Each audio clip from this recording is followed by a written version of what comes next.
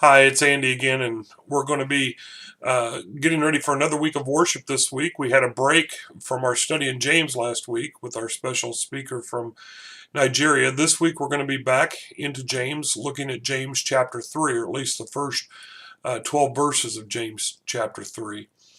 It begins with a familiar passage to many people about many people not choosing or not wanting to become teachers because of the judgment that they will receive. And why is that? Well, it's because much of the rest of that section talks about the tongue and the challenges of taming the tongue, so to speak, and the fact that ultimately the tongue cannot be tamed.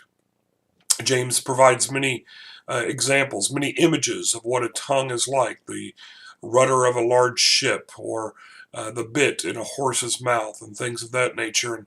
And really, this small little muscle that is trapped inside of our mouth often isn't trapped well enough. It gets loose. It says things that we may not think we mean to say, and yet Jesus in Matthew 15 tells us that what we say, what comes from the mouth, ultimately is a reflection of our heart.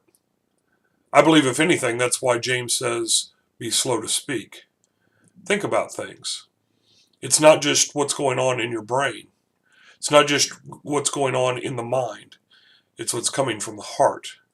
And as we capture our heart, then we can better control our tongue. Ultimately, though, it's not up to us to capture our heart. Certainly, as Paul says, we can take every thought captive, but it is up to God to change our hearts.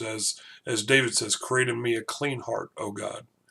So as our hearts are cleaned and our hearts are pure, our tongue is better controlled. I hope you'll join us this week as we talk more about the challenges of controlling the tongue, and perhaps look at that in a fun way this week.